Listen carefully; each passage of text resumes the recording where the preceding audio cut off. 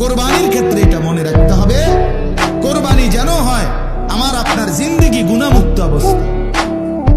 নাই তো আসমানে যাবে না, আপনার ঘরে যাবে, আপনার ঘরে গোস্ত যাবে, চুলায় রান্না হবে, সিদ্ধও হবে, রুটির লগে খাইতেও পারবেন, সবই ঠিক আছে।